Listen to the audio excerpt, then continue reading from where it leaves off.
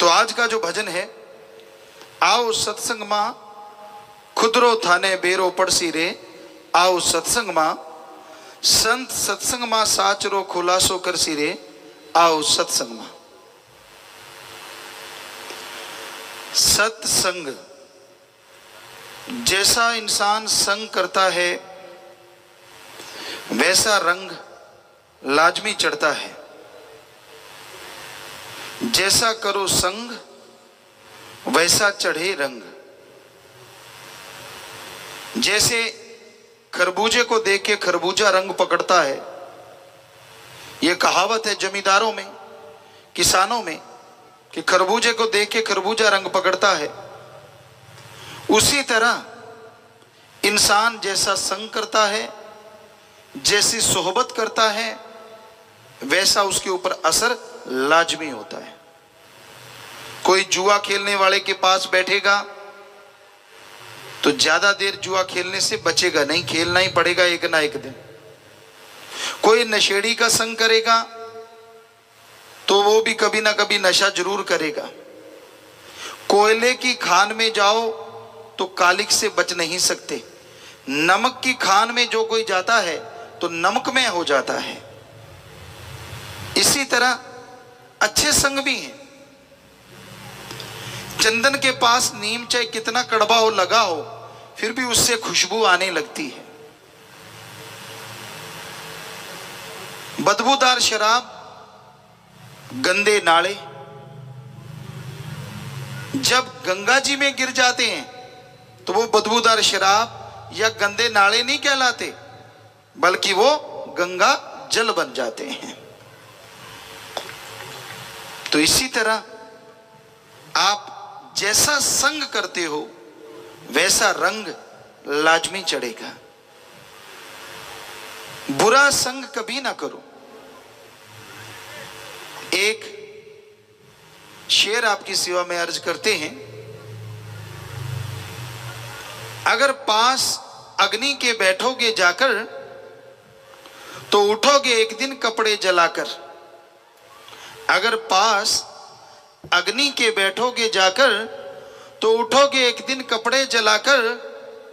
अगर पास फूलों के बैठोगे जाकर तो उठोगे कपड़ों में खुशबू बसाकर।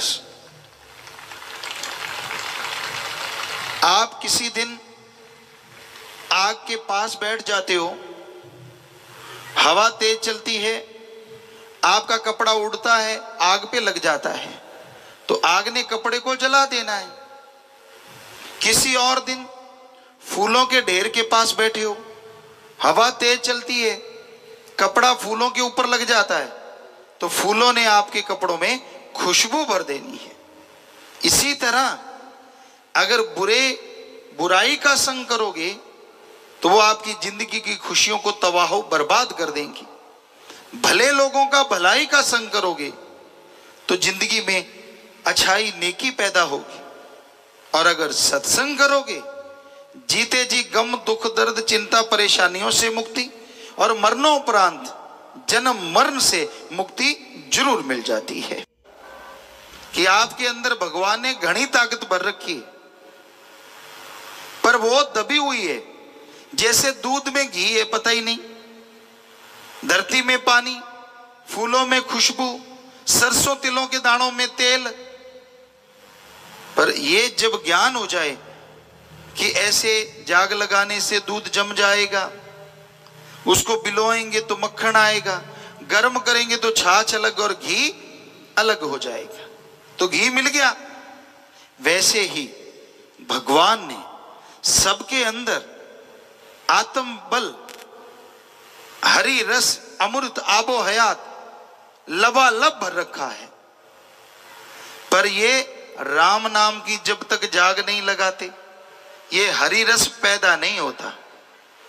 और ये अमृत, ये हरि रस जब आदमी अंदर से चख लेता है, अंदर से ले लेता है, तो जन्मों जन्मों के पाप कर्म कट जाते हैं और भगवान की कृपा दृष्टि के काबिल इंसान बनता चला जाता है। तो सत्संग में आओ, सुनो और अमल करो, तो भाई आपके जो बिगड़े काम हैं वो संवर जाएंगे, जो बुराइयां हैं वो आपकी धीरे धीरे दूर हो जाएंगी। और जैसे जैसे आपके अंदर से बुराइयां दूर होंगी, जैसे जैसे आप पवित्र होंगे, वैसे वैसे भगवान के नूरी स्वरूप के दर्शन होने शुरू हो जाएंगे। और भगवान के दर्शन से क्या होता है?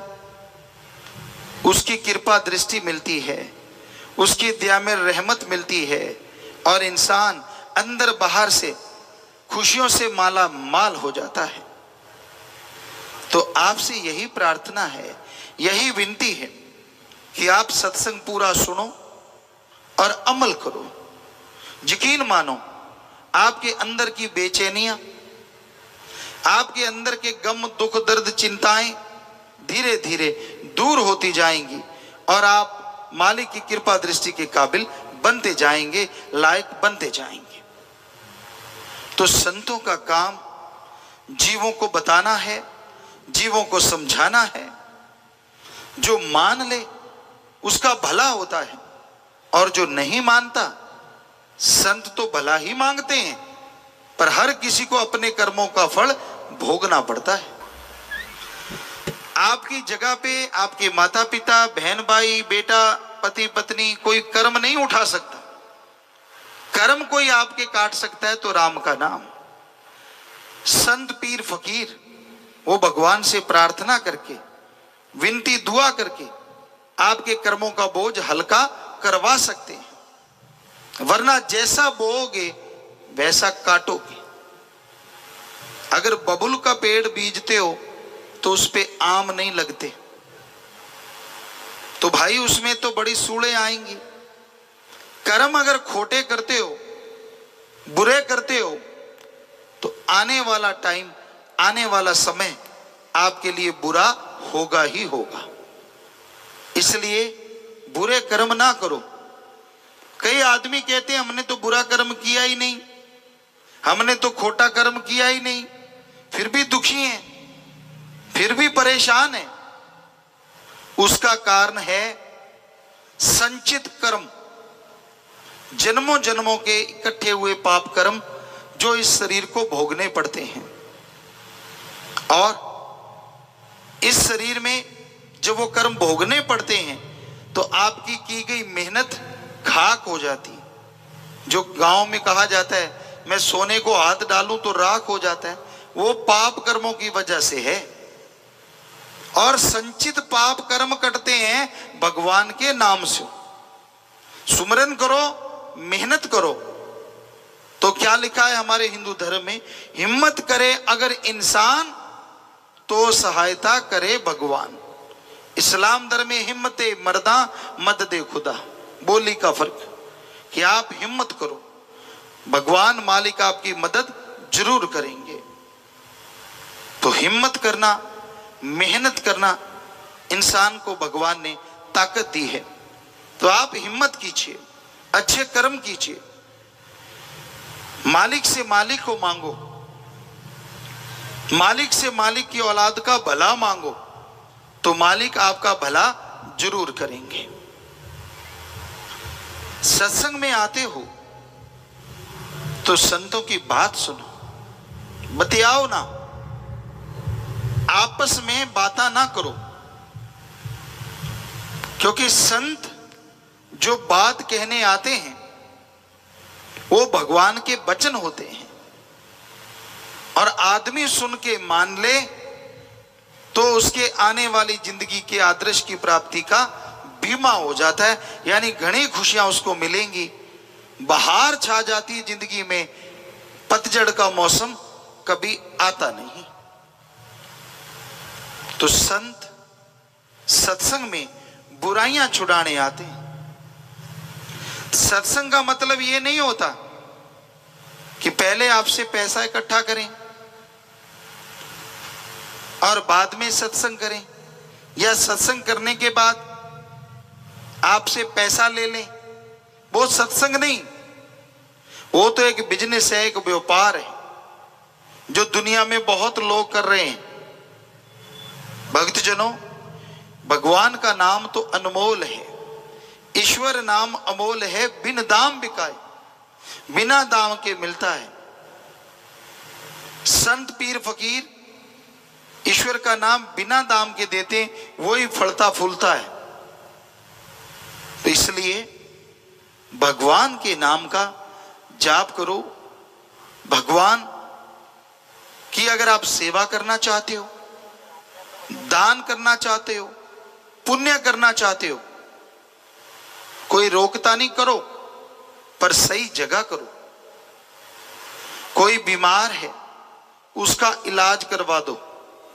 कोई भूखा है, उसको खाना दे दो। कोई प्यासा है, पानी पिला दो। इस पे जो आपका पैसा लगेगा वो बिल्कुल सच्चा दान है, बदले में खुशी ना मिले, हम आपको गारंटी देते हैं।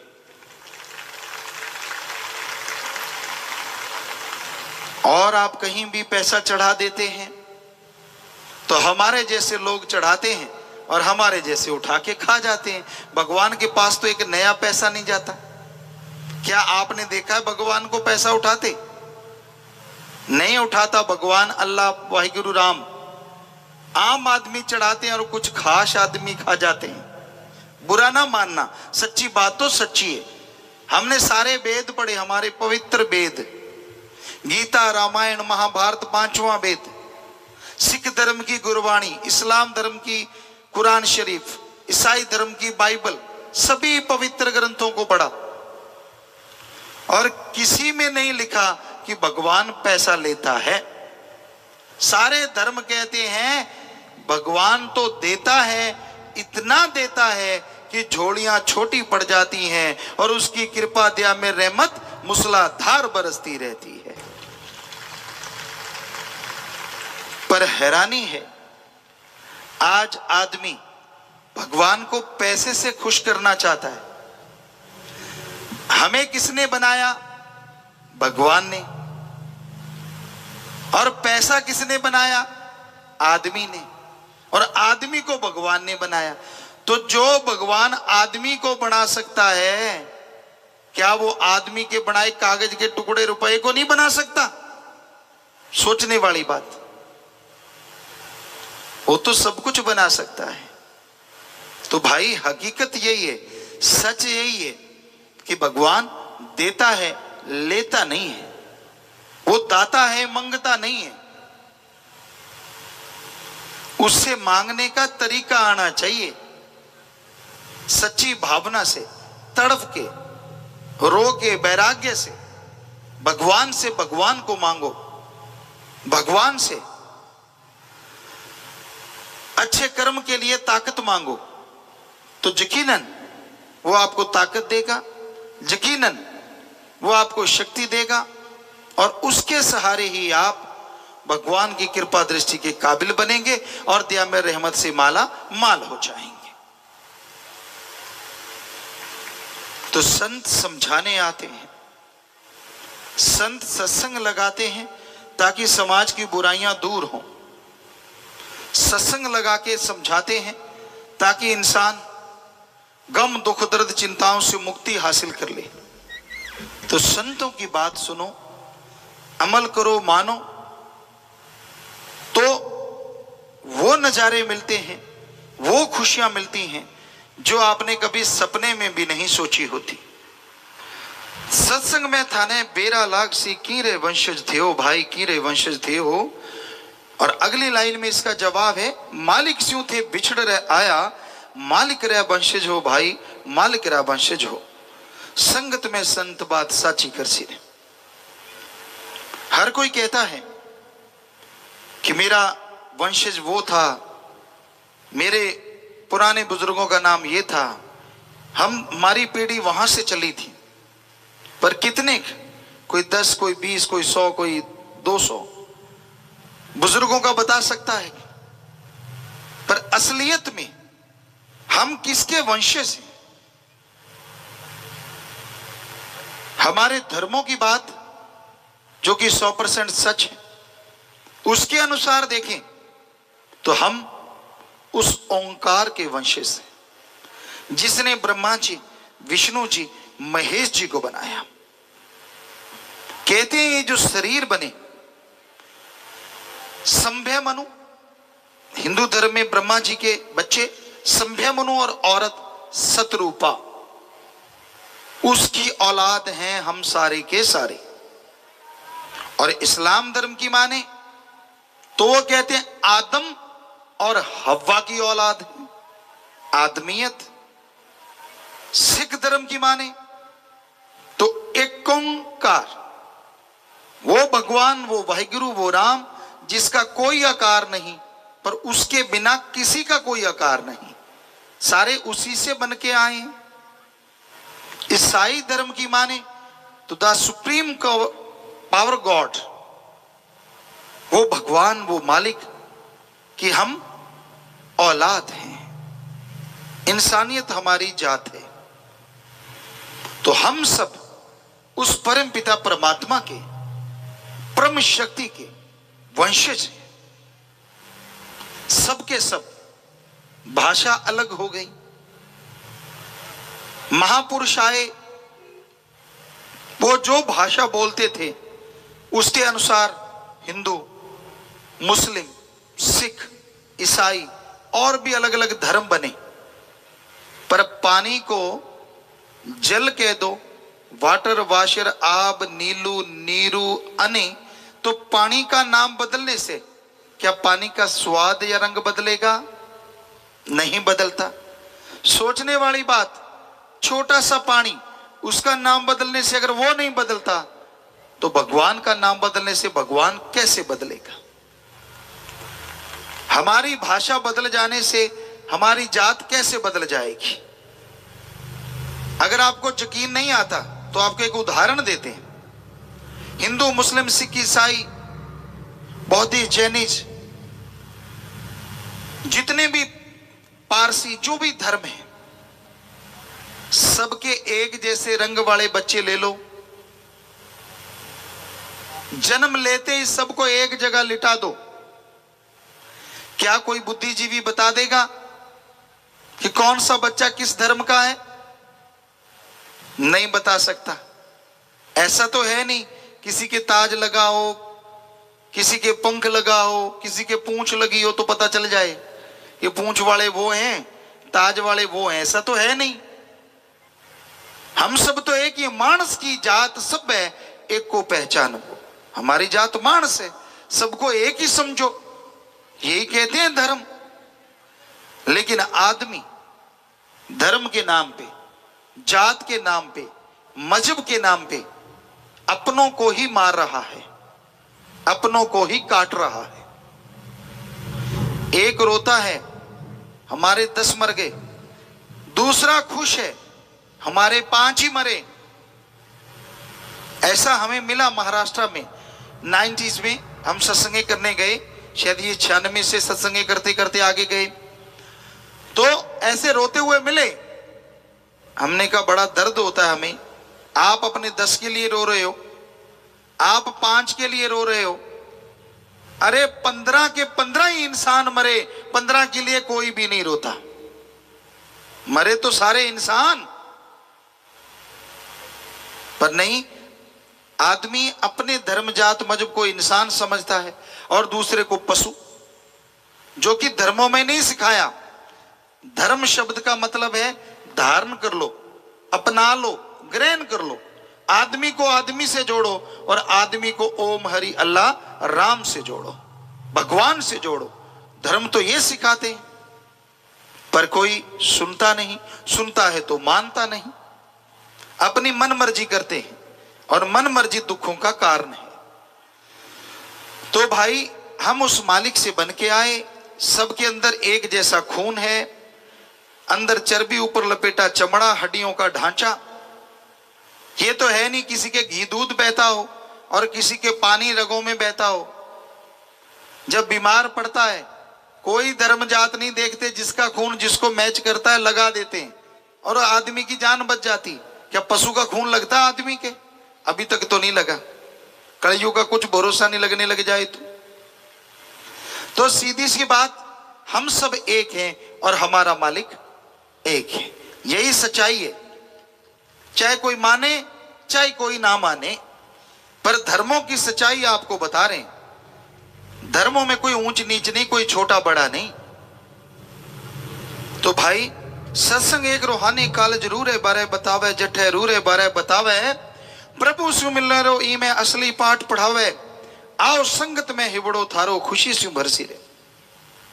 तो अगले अंतरे में ये आया कि सत्संग में जो ज्ञान दिया जाता है इंसान की पूरी जिंदगी में वो काम आता है, पूरी जिंदगी उससे खुशियां मिलती रहती हैं।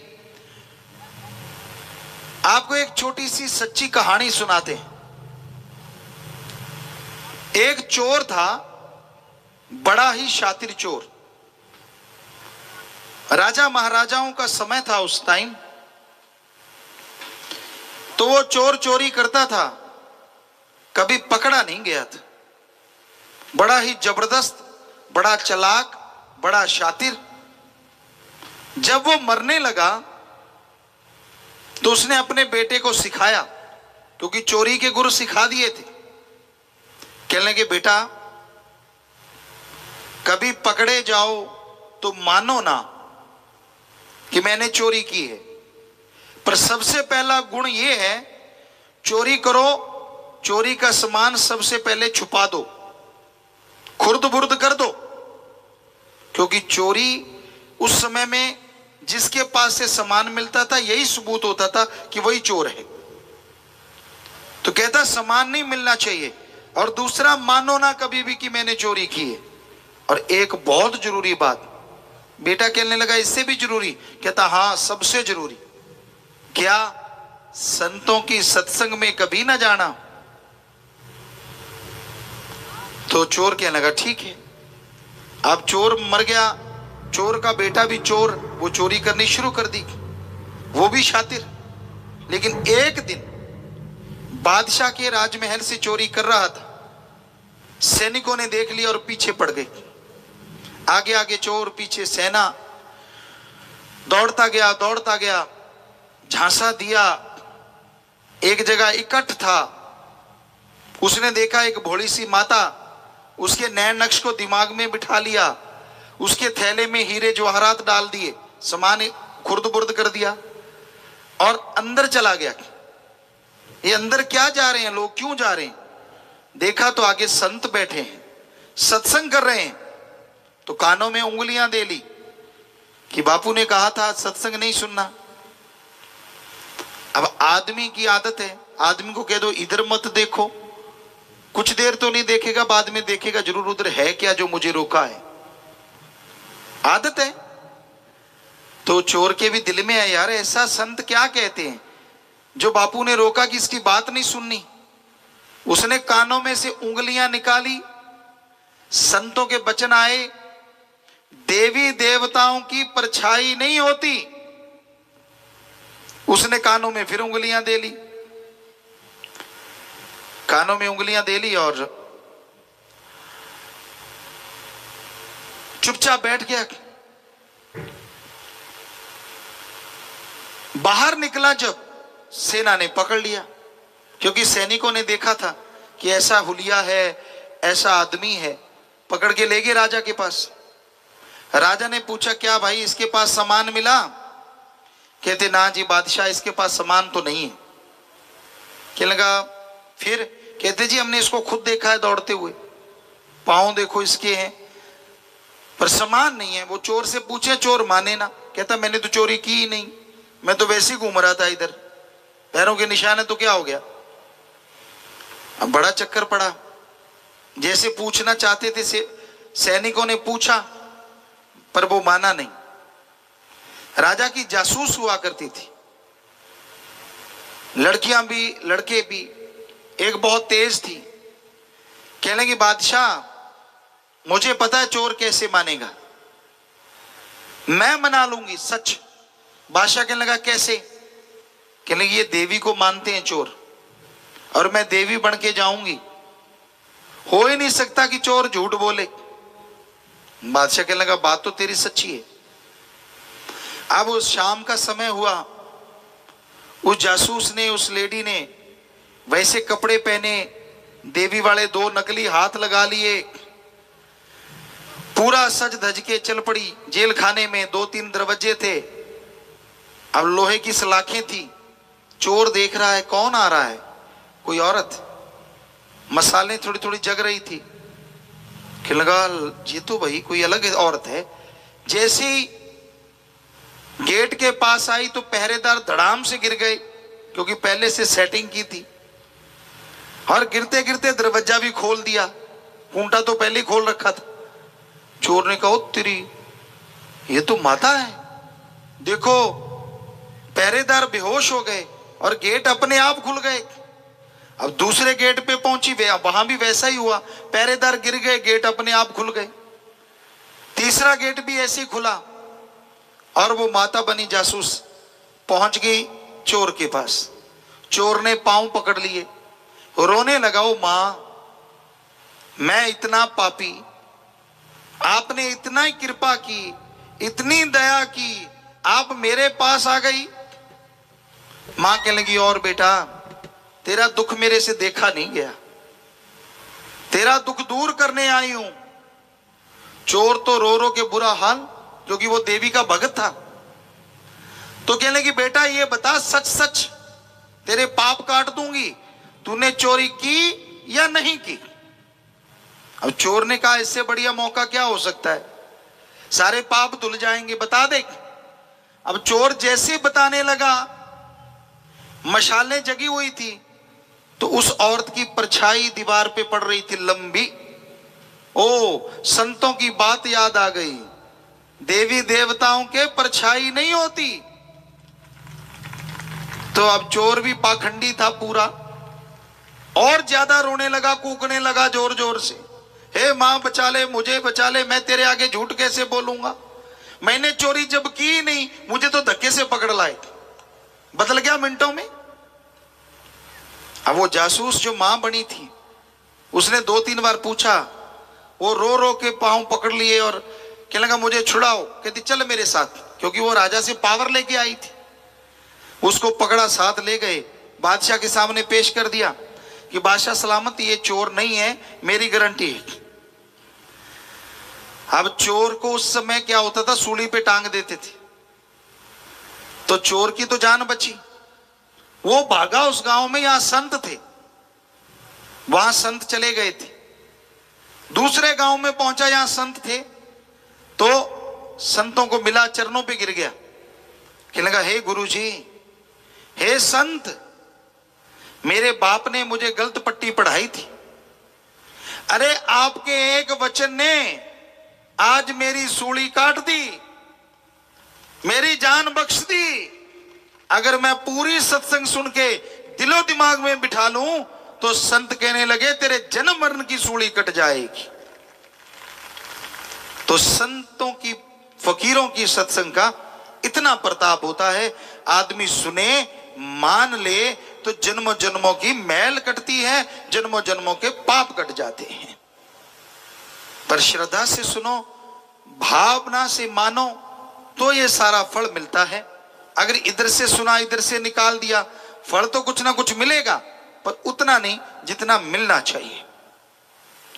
तो सत्संग में चल के आइए, दीनता से, नम्रता से, ध्यान से आप सुनिए, तो आपके तमाम दुख दर्द दूर होंगे, परेशानियां दूर होंगी, और प्रभु की कृपा के पात्र आप बनते चले जाएंगे। तो संत सत्संग में ईश्वर की चर्चा करते हैं, संत सत्संग में मालिक का नाम बताते हैं, और सत्संग में ये सिखाते हैं कि आप अपने अंदर की बुराइयां कैसे साफ कर सकते हो, आप अपने अंदर की भावना कैसे शुद्ध कर सकते हो। जो मानते हैं, जो सुनते हैं, उनके ऊपर भगवान की कृपा होती है और जन्मों जन्मों के पाप कर्म धुल जाया करते हैं। तो भाई, मन माया ने जाल रूपे बुरी तरह से कस्यो, भाई बुरी तरीके कस्यो, विषय विकारा रह चोगे में, रूप क्षीणो फस्यो विचारो, रूप क्षीणो फस्यो, निकल सके है जीव जो सत्संग कर सीरे। मन बड़ी जालिम ताकत है। आप बैठे कहीं और हो, दिखते कुछ और हो, और अंदर मीटिंग कुछ और ही चल रही है। मन की गंदी सोच आदमी को नरकों में ले जाती है। ये भले काम नहीं करने देता। पहले आपको ये बता दें, मन है क्या? आदमी के दिमाग को गंदे बुरे नेगेटिव विचार जो देता है वो है मन की आवाज। आदमी के दिमाग को अच्छे भले नेक विचार जो देता है वो है आत्मा की आवाज, अंदर की आवाज। तो मन बुराई का प्रतीक है, बुराई की जड़ है। ये हमेशा बुरे ख्याल देता है, बुरी सोच देता है। मन की बुरी सोच, मन की घटिया सोच आदमी को सुमरण नहीं करने देती। कौन सी सोच देता है? काम वासना, विषय विकार। आदमी औरत की तरफ, औरत पुरुष की तरफ आकर्षित होते हैं। लड़ाई झगड़े, कत्लो गारत इससे बढ़ती चली जाती है। आदमी गंदगी का कीड़ा बन जाता है। फिर है क्रोध। मन के ये सारे अधीन हैं। क्रोध, जब गुस्सा आ जाए आदमी चंडाल बन जाता है। चंडाल, सामने मां, बाप, बेटा, बेटी कोई भी आए सबको गाली गलौज करेगा, सबको बुरा बोलेगा, क्योंकि तब चंडाल का रूप हो जाता है, बेरहम। तो जितना टाइम क्रोध में जला वो श्वास खत्म, बाद में उसके लिए रोएगा मैंने ऐसा क्यों किया, वो श्वास खत्म, बर्बादी हो गई। फिर है लोभ। लोभ लालच। लोभ है सर्व पाप का बाप। लोभ लालच जब आ जाता है तो आदमी पाप करता चला। ना भाई भाई को मार देता है, बाप बेटे में झगड़े शुरू हो जाते हैं सिर्फ लोभ लालच की वजह से। मोह ममता, आज के युग में मोह ममता बहुत छाया हुआ है। अपनों तक सीमित हैं लोग, अपने अलावा कोई दूसरा या दूसरे की सेवा करता है तो मालिक का प्यारा, वरना अपनों तक अपने लिए बना लिया, बच्चों के लिए, पर आगे से आगे, आगे से आगे बनाना गलत नहीं है, पर किसी का हक मार के बनाना, किसी का मुंह का निवाड़ा छीन के बच्चों को खिलाना, वो धीमा जहर होता है, हरी रस अमृत नहीं बनता। और फिर है अहंकार। किसी को ऊंचे धर्म का, किसी को ऊंची जात का, किसी को किसी गुण का, किसी को राज पहुंच का, किसी को अपनी औलाद का, किसी को धन दौलत का। और अहंकार को मार पड़ती आई। रावण से बड़ी मिसाल कोई नहीं है। रावण बहुत बड़ा इंसान था सीता जी के उठाने से पहले। हालांकि वो राक्षस था, बहुत बुरे कर्म भी करता था, लेकिन उसके अच्छे कामों की तरफ अगर ध्यान दें तो वो सूरज की रोशनी से खाना बना लेता था, चंद्रमा की रोशनी से खाना बना लेता था, जब चाहता था जहां चाहता था बरसात करवा देता था, एटम परमाणु बम कंधे पे टांग के रखता था। चारों वेदों को उसने तुकबंदी की थी, चारों वेदों का टीकाकार पंडित कहलाता था, सफल राजनीतिज्ञ था। लेकिन अहंकार किया, सफल क्लॉन गया था। जो पढ़े लिखे सज्जन बैठे उनको बताएं, रावण के 3 या 5 ही बेटे थे, बाकी सब क्लॉन से बनाए थे। 1 लाख सफल क्लॉन गया था, क्योंकि उसके बेटों के आगे बेटे थे, तो सफल क्लॉन गया था। पर उसने सीता जी को उठाया तो 1 लख पूत 1.25 लख नाती, तेरा वनगर दिया न बाती। तो अहंकार आप किस बात का करते हैं? उसके पास तो सोने का महल था, गोल्ड का, उसके नौकर भी सोने के महलों में रहते थे, सोने चांदी के बर्तन थे। सोचिए कितना धनवान होगा वो। उसका जहाज जो उड़ता था गोल्ड और हीरे मोतियों का बना था। तो कहने का मतलब आपके पास उससे ज्यादा क्या है जो आप अहंकार कर रहे हो? अगर नहीं तो अहंकार मत करो। चाखा चाहे प्रेम रस, राखा चाहे मान, एक म्यान में 2 खड़ग, देखा सुना न कान। भगवान के प्यार को पाना चाहते हो और अहंकार भी रखना चाहते हो, घमंड, दोनों चीजें इकट्ठी नहीं रहती। जैसे एक म्यान में 2 तलवार नहीं रहती, उसी तरह एक शरीर में भगवान का प्यार और अहंकार इकट्ठे नहीं रह सकते। इंसान के चेहरे पे जब खुशी होती है दिलो दिमाग में जब खुशी होती है तो बंजड़ भी बहारों के मानने लगता है, बाग बगीचे फूलों की खुशबू आने लगती है। और जब आदमी गम में, दुख में, चिंता में डूब जाता है तो बहारें भी पतझड़ बन जाती हैं। उस परमपिता परमात्मा से, ओम रामदाता से, सतगुरु से जब इंसान प्यार करता है सच्चे दिल से, सच्ची भावना से, तो यकीन मानो उसकी पतझड़ जिंदगी में कभी आता ही नहीं। एक पौधा होता है, बहुत से बच्चे जानते होंगे, बुजुर्ग जानते होंगे, सदाबहार। उसमें फूल हमेशा रहते हैं, फूल जाते नहीं, इसलिए उसका नाम है सदाबहार। तो जो परम पिता परमात्मा सतगुरु के वचनों पे 100% पहरा देता है, ठोक के दृढ़ यकीन रखता है, ये दो ही बातें काफी हैं। दृढ़ यकीन, वचनों पे पहरा, और साथ में कहीं सेवा और सुमरण करता हो तो सोने पे सुहागा नहीं, सब कुछ ही डायमंड बन जाता है। जो भी बेशकीमती प्लेटिनम कह लो वो बन जाता है।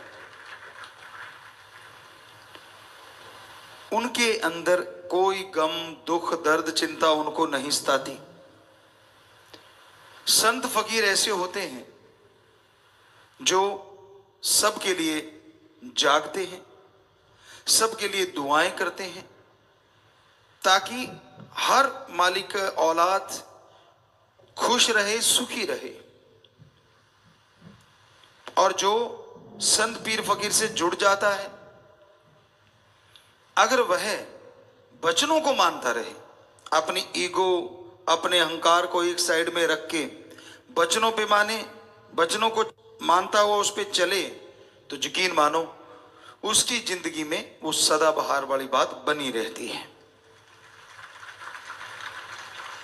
सुख दुख की तमीज नहीं रहती उन लोगों को जो सच्चे दिल से अपने सतगुरु मौला के वचनों को फॉलो करते हैं या मानते हैं। गुरु को मानना एक अलग बात है, गुरु की मानना और गुरु को मानना, ये दोनों सबसे बड़ी बातें होती हैं। गुरु कभी भी अपने लिए पर्सनल कुछ करने को नहीं कहता, बल्कि वो तो सबके बोझ उठा के सबको मुस्कुराने की वजह देता है, सबको खुश करने के लिए हर वचन कहता है, हर किसी की जिंदगी से दुख, दर्द, चिंता, परेशानियां मिट जाएं, इस तरह की बातें समझाता रहता है। किसी का भी दिल दुखे संत कभी भी कल्पना नहीं कर सकते। और बात चली थी प्रसन्नता, खुशी की।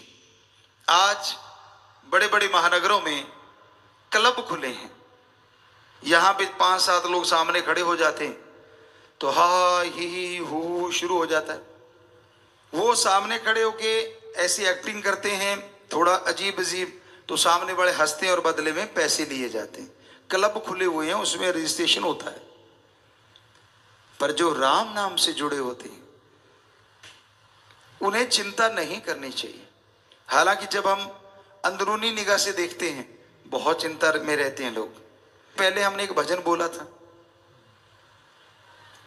इंजॉय, तो हमें नहीं लगता हमने कोई कसर छोड़ी उसमें, कि हमने आपको बताया कि कुछ भी हो रहा है, कैसे भी हो रहा है, आप टेंशन ना लिया करो, चिंता ना किया करो, क्योंकि चिंता जीते जी जलाने वाली चिता होती है। चिता एक बार जलती है, कहते हैं ना, हड्डियां लकड़ियों की तरह जल जाती हैं, और मांस जो है, और वो जिस तरह से कोई कोयले जलते उस तरह से, और सिर के बाल जैसे कोई कोयले को बाद में जलाया जाए इस तरह से पल में राख हो जाते हैं। लेकिन वो तो थोड़ी देर में खत्म हो जाता है सौदा। चिंता ऐसी चिता है जो जीते जी इंसान को जिंदगी भर तड़पाती रहती है, मारती रहती है, फिर जिंदा होता है, फिर मरता है, फिर जिंदा होता है। पता नहीं जीवन में कितनी बार मरता है, कितनी बार जिंदा होता है। जो भक्त होते हैं ना, उनके अंदर ईगो नहीं होती। आप ऐसा करना मत, पर हमने चेक किया है। गांव में अगर बैठे और कहने लगे जी वहां नाम चर्चा हुई, वो कुछ लोग और थे, बहुत पहले की बात है, मे बी 80 की बात हो, 80 की, 1980 की। कहने लगे सच्चा सौदा से आए हैं और ये वो, तो हालांकि वो गुमराह हुए थे, लेकिन गांव में लोगों को पता नहीं था इस चीज का। तो एक ऐसे पालथी मार के यूं भक्ति पे बैठा ऐसे, अब नाम चर्चा चल रही है और वो यूं बैठा, तो सारे उससे दूर दूर बैठे। हमने कहा भाई क्या हो रहा है? कहती ये तो भक्ति कर रहा। हमारे साथ सज्जन बैठे थे जो हमारे साथ काम किया करते खेतों में, कहने लगे क्या है? हमने कहा ढोंगी है। हम छोटे थे उम्र में, हालांकि 13 साल के थे। कहते आपको कैसे पता? हमने कहा यार अपने थोड़ी ना कोई ऐसी समाधि, अपनी तो आंखें गुरु पे टिकी होती हैं, ताकि मालिक से वो गुरु जुड़ा रहता है। क्या पता काश नूरी जल के मिल जाए, पता नहीं कब मिल जाए। कहता ये तो सच्ची बात है। अरे नाम चर्चा में भी आंखें बंद का क्या मतलब? सतगुरु तो जर्रे जर्रे में है, तो तब भी खोल की आंखें, अगर सिमरन चल रहा है तो वो आंखें खोल के रखते हैं नाम चर्चा में। क्या पता किस रूप में कहां से नजारा मिल जाए, क्योंकि वो जहां राम नाम की चर्चा होती है वहां वो पहरा भी देता और घूमता रहता है। अब आंखें बंद कर ली तो ये तो ढोंग है। कहता अच्छा, मुझे यकीन नहीं आ रहा। कहता नहीं, मगर इसको टच करके देख। वो जरा से उसके पास को तोड़ करके थप्पड़ जड़ा उसकी। तो ये ढोंग करने छोड़ा करो। लोगों को भरमाते हो, लोगों को भटकाते हो, लोगों को दिखाते हो। अरे कदे खस्म यार को दिखाने के लिए, रिझाने के लिए आंखें खोल के भी उसमें निगाह रखा करो। 4 ठुमके लगा दिए, नाच लिए, पास वाला देखता अच्छा कोई बड़े आते थे पहले भी, सज धज की, उनके अंदर के कर्म हमें तो अंदर के दिखते थे। अच्छा गुल कुछ और खिलाता है और यहाँ आके डांस दिखाता है। एडा पोला खसम नहीं जेड़ा मगर चलित्र ना जाने, एदे घर विच ही वो बस सकती जेड़ी सब चतराइयां भुल जावे। आपको पहले भी बहुत बार सुनाया ये बातें कि वो राम इतना भोला नहीं है कि आप करो गलत कर्म, करो बुरे कर्म और आके ये वो। किसको रिझा रहा है भाई? किसको मूर्ख बना रहा है? अपने आप को। क्योंकि वो राम पल पल की खबर रखता है। वो गेट की कुंडी लगाई, वो बस काफी है। तो वो सब जानता है। ये ढोंग ढकोसले नहीं करने कभी भी। समाधि में आदमी जब बैठता है एकांत होना चाहिए, अंधकार कमरे में होना चाहिए। सबसे नंबर 1 होता है वो तरीका। और कोई देखे ना, कोशिश करो जब समाधि में जाने की अगर आपकी इच्छा है, क्योंकि अंधेरा होगा तो आंखें भी अट्रैक्ट नहीं होंगी।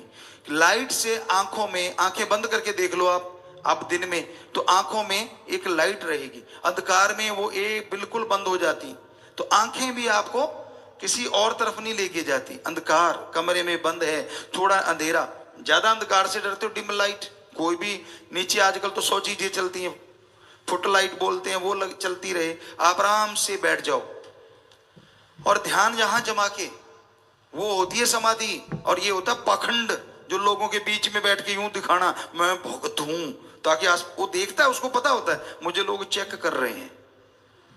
ना रे भाई ना, सच्चे सौदे में ये नहीं सिखाया जाता। तो ये अहंकार की जड़ होती है। ये मान बढ़ावे के भूखे होते हैं।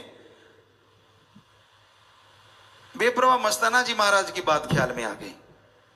श्रावण शाह साईं जी जब गुफा से तेरावास से निकलते थे तो वो साईं जी अपने पांव में घुंघरू बांध लेते बड़े बड़े, और जैसे श्रावण शाह जी बाहर निकले तो वो डांस करना शुरू कर देते। मेरा मक्खन मलाई, मेरा दाता रहबर, मेरा सतगुरु मौला, जितने भी उनके शब्द थे वो अपने आप में अलग ही थे।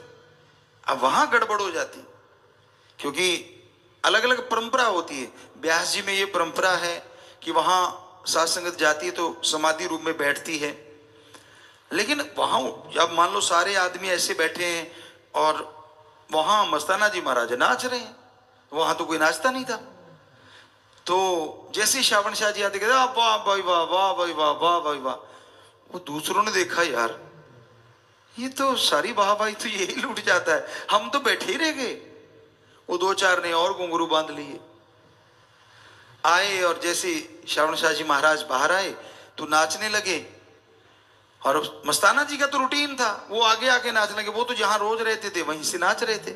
वही जो आपको बोला था, आंखें होनी चाहिए यार पे चाहे पीछे बैठे। तो वो नाच रहे हैं अपनी मस्ती में आगे, और अब वो बोले जा रहे हैं जो भी बोले जा रहे हैं, धन मेरा निरंकार, धन मेरे श्रावण शाह, धन मेरे दाता रहबर, धन मेरा सतगुरु मौला। अब वो जो दूसरे थे वो भी नाचने लगे, उन्होंने सोचा हम आगे हो जाते हैं, तो वो ज्यादा ही आगे होने लगे। तो श्रावण शाह जी दाता रहबर ने बोला, मस्ताना तो एक ही है, बाकी तो डुप्लीकेट होता है। बुरा ना मनाना भाई, किसी ने वो सुन ना रहा हो उनका कोई परिवारजन। तो कई बार ऐसा होता है, तो ये ड्रामे नहीं, वो मस्ती जब आती है ना वो अंदर से आती है। कईयों ने हमारी सत्संग में ये बात सुन ली, पहले वो बिना साज के बिना वजह ही नाचते रहे, कहते भी हमें भी देखो। मैंने कहा यार तू जाने दे, क्योंकि उन्हें लगा कि भाई हम भी थोड़ा सा वैसे नकल करें। ये नकल या अकल का काम नहीं है, ये जिसको मस्ती देता है ना उसकी फिर जरूरत नहीं पड़ती दिखावे की, वो बैठे बैठे भी मस्ती लूटते रहते। और नाचना कोई गलत नहीं, क्योंकि अपने तो मस्ती का सौदा है, सच्चा सौदा मस्ती का सौदा। या तो मस्ती मनाई जाती है, और सच्ची मस्ती। ये नहीं कि मुझे कौन कौन देख रहा है, ये नहीं कि मैं ऐसा करूंगा तो मुझे कौन देखेगा, वो तो गया, उसके अंदर की खुशियां नहीं मिलती।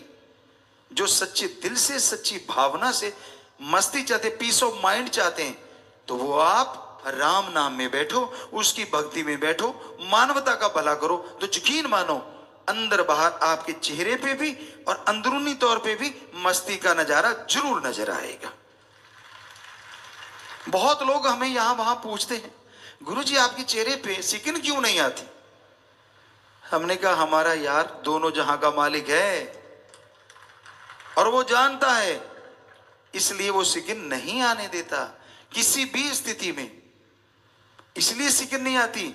वरना ये शरीर तो वही है जो सबका है, इंसानी शरीर है, पर दृढ़ यकीन है अपने सदगुरु शास्त्र नाम शाह मस्तान दाता रहबर पे, था है हमेशा रहेगा। हमें किसी को वो चिट देने की जरूरत नहीं है। वहीं पे फिर आते हैं कि जब आप सत्संग में बैठते हो, राम नाम में आके बैठते हो, तब ये ध्यान रखा करो कहीं आप दिखावा तो नहीं कर रहे, कहीं ढोंग ढकोसला तो नहीं कर रहे। कोई सेवादार लगे आपको, ये तो बड़ा वो है, ये तो बड़ा आगे बैठता है, ये तो पीछे बैठता है। क्या उसके लिए जिंदगी लगाई है आपने? क्या उसको देख के राम नाम से जुड़े हो? कहां है दिमाग आपका? कहां मन आप पे हावी हो जाता है? हमने तो अपने एक ही यार को देख के यारी लगाई थी, और वो शास्त्र नाम शाह मस्तान। आज भी वही दिखता है। हम तो जिसमें निगाह घुमाते हैं वो बैठा हंस रहा है, मुस्कुरा रहा है, इसलिए तो आज हंसी वाली बात शुरू कर दी। हालांकि आप कईयों के 4:40 बजे हुए थे, लेकिन हमें तो 10-10 ही लगते हैं जिधर भी देखते हैं, क्योंकि मेरा यार मेरा सतगुर सबके अंदर बैठा मुस्कुरा रहा है। आपको नजर नहीं आ रहा तो सिमरण किया करो ना, सेवा किया करो। बैठा आप में गजब है, हर जगह बैठा है, कण कण में बैठा है। तो आप ये मत देखा करो कौन कैसा है, कैसे चलता है, कैसी सेवा उसकी। सब ढकोसला हो सकता है और सारे सच्चे भी हो सकते हैं, बहुत ही बढ़िया सेवादार है हमारे, पर कोई कोई ऐसा भी है, वरना हम ये बात कभी ना कहते। सारे अच्छे सेवादार हैं। 100 में से अगर 90-95% भी ऐसे नहीं है, तो इससे हमारे से लक्की कोई हो ही नहीं सकता जिसके बच्चे इतने अच्छे हैं, वो भी इतने घोर कलयुग में। वरना डुप्लीकेट ड्रामे चल रहे हैं। हमें बार बार इसलिए कहना पड़ता है क्योंकि ऐसा करने वाले बहुत हैं। वो खसम पल पल की खबर रखता है। फिर अगर ऐसे हो गए तो फिर मत कहना ऐसे क्यों हो गए, क्योंकि अगर आप आशिकी दिखाते हो तो आशिकी पे खरे भी तो उतरो, पक्के भी तो बनो। दिखावा नहीं, ढोंग नहीं, ये नहीं चलता ज्यादा देर। ठीक है, आपको आज नहीं जच रहा, तब पूछेंगे जब कोई 4 लोग ना उठा के ले आए कि पिताजी बीमार हो गया। मालिक ना करे ऐसा हो, इसलिए आज आप बोल रहे हैं। अच्छा है अब भी मन को समझा लो, अच्छा है अब भी अपने आप को बदलो, छोड़ दो दिखावा कुछ और, कर्म कुछ और, दिखने में कुछ और, बोलने में कुछ और अंदर कुछ और। छोड़ दोगे, यकीन मानो सुखी रह लोगे, सिक्किन नहीं आएगी चेहरे पे। अगर 100% गुरु से प्रीत लगी है, गुरु बिना दूसरी बात ही नहीं आती। गुरु की निंदा सुनना तो दूर की बात, अगर चस्के लेके सुनते हो या ऐसे लोगों की सोबत करते हो तो फिर मुश्किल है चेहरे पे नूर रह पाना। इसलिए हाथ जोड़ के विनती है, बुरा ना मनाओ। एक माँ बाप की तरह कह रहे हैं, हम कौन सा कुछ गलत कह रहे हैं, सच्ची बात कह रहे हैं जो कि बेहद कड़वी होती है। कड़वी तो कुनैन भी होती है। पुराने टाइमों में, आजकल शुगर कोटेड आ गया, हमारे जमाने में मान लो 70-72 में ये देखा करते थे, बड़ी कड़वी कुनैन आती थी और वो लिक्विड होती थी। और क्या करते थे, पंजाबी जी कहते तौड़ी वाला दूध, सारा दिन कड़ता रहता था। उस दूध को ठंडा करके और उसमें बहुत सारी चीनी डाल देते थे ताकि बिल्कुल चाशनी बन जाए, और उधर से बच्चे का मुंह में डालते चम्मच, नाक लेते पकड़। अब नाक में श्वास नहीं आया तो गट गया, बच्चा चीखता, इससे पहले दूध लगा देते मुंह पे तो मीठा मीठा दूध फटाफट चढ़ा जाता, भूल जाता कि मैंने कड़वी दवाई ली है। आजकल उस कुनैन के ऊपर ही शुगर कोटेड कर दिया, हाईटेक हो गया थोड़ा। तो इस तरह संतों की बातें होती तो सच्ची, पर कईयों को कड़वी लगती हैं, और जो वचन मानते हैं उनके लिए वो दूध वाली लगती हैं। कड़वी इसलिए लगती हैं क्योंकि उनके अंदर सारी कमियां होती हैं, और दूध वाली मीठी उनको लगती हैं जो कहते हैं यार शुक्र है पहले ही सुधर गए, नहीं तो आज आप इसी में बैठे होते।